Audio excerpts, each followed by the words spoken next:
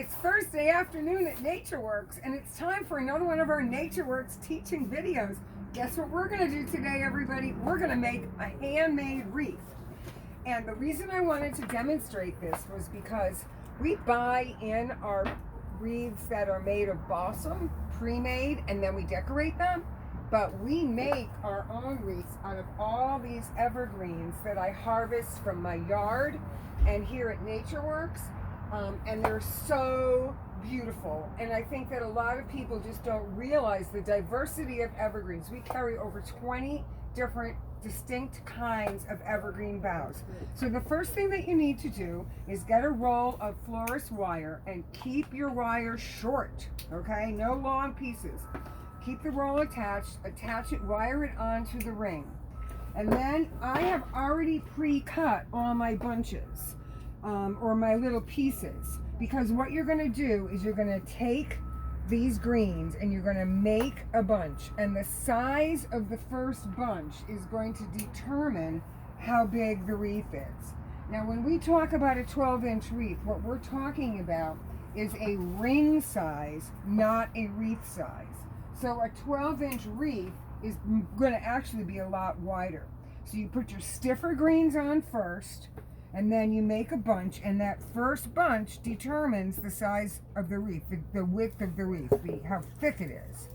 So then you keep your wire tight and you roll around the ring a couple of times. You try not to have too many stubs. So now we're started. You take another piece of greens and you have to edit the greens. You don't want them to be too big. In this case, I'm using green giant arborvitae, which is lighter green on the back side. I'm using Fraser fir. I'm using a little beautiful blue spruce. I'm going to use Japanese umbrella pine, which is Pinus blah blah. I just remembered that Pinus parviflora glauca. See, even Nancy forgets names, right? I'm using, thought I was losing it there. I'm using Japanese umbrella pine, which is Sciatopodes, which is kind of like rubber. The idea is to mix your textures together.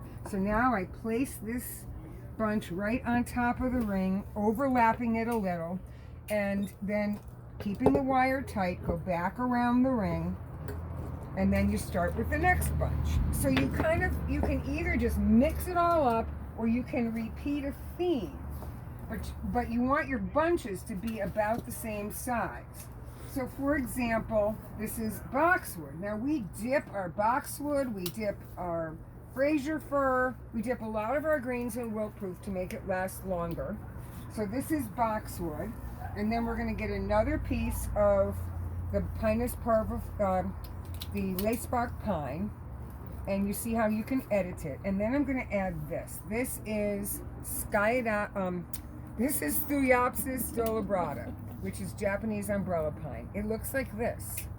You flip it over and it's got the scales. So you layer that piece onto the wreath like that, okay? And as you're doing it, you can splay them out, rearrange them. Once you get them to the right spot, you hold on tight, you get your wire, you go around, make sure it's really tight. So you have to really use your strength. So then you just keep going around the ring.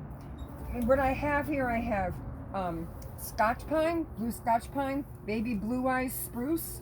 I have some variegated boxwood. I have this gorgeous golden chamaecyparis with little baby cones on it. I have a fir that looks like this on the top, and underneath it's white. Ooh. Yeah.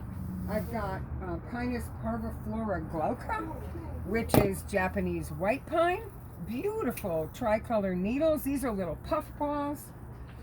We have the blueberry juniper, which is always a favorite to mix it. And see, if you put it by the blue spruce, it's really pretty.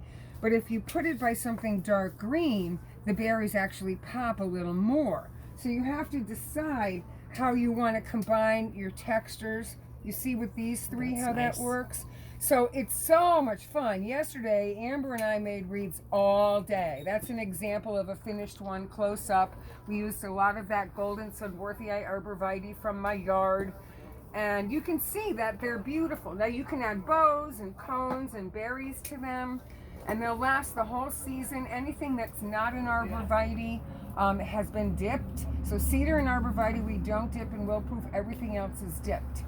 So if you wanted to add another bunch of this on, you might take the lacebark pine, put that on the outside, take the Pinus parviflora, put it on the inside, create your little pile that way. Your juniper, you might want to edit your juniper down. Make a little bunch like that, maybe not too thick. You see how you can sort of play around with it? And you always want whatever has the most interesting stuff on the top. Like you wouldn't want to bury your berries down below. So by layering like this, by alternating all the different textures, this is concolor fir. Concolor fir smells like lemons. Oh, it's wonderful. So you can start by putting your concolor fir that way. Follow it with your Fraser fir. Add another piece of concolor like that. And then pop in a little bit of, so you only have so many hands, right? Pop in a little bit of the umbrella pine, right like that. See, now that bunch layers nicely. If you layer them too far apart, you have spaces. If you layer them too close together, it gets to be this like mountain of greens that's not even. So eventually you get into a rhythm. So this is a mixed bag of all the greens in the kitchen sink here, right? So, and we'll just go around the ring, and it'll take 1, 2, 3, 4. It'll probably take 12 more bunches. And then when I finish, the very last bunch is going to be tucked underneath here. So, and then when we're done, we'll hang it up, and what we'll do is we'll add a hook to it. And then if you come in to buy a mixed evergreen wreath, we can always add cones and berries. So this weekend coming up is very special. It is our 36th annual open house for Christmas. Santa Claus is going to be here on Saturday from 10 to 12. Ooh, wait a minute. Look at what Leslie's got. Oh, boy.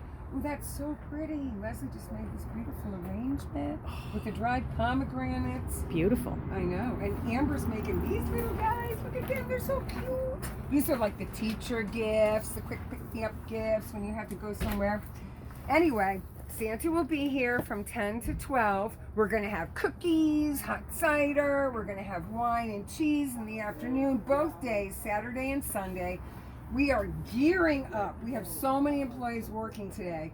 We're making wreaths. We're dipping things. We got all new roping just arrived. We still have beautiful Christmas trees left. We're making porch pots. We're restocking all of our beautiful bins of greens. We just got in our first batch of poinsettias. We have Christmas cactus. We have house plants. It's crazy. We've got candles. So it's fun. And lots of ornaments. This year we say put ornaments on your presents and make a gift on top of a gift. So everything's going to be beautiful. This weekend's going to be cold but clear. Please come and visit us. Our open house is Saturday and Sunday, but we're open every day until 6 p.m. on December 23rd. This is Nancy at Natureworks saying, see you at the garden center. Bye.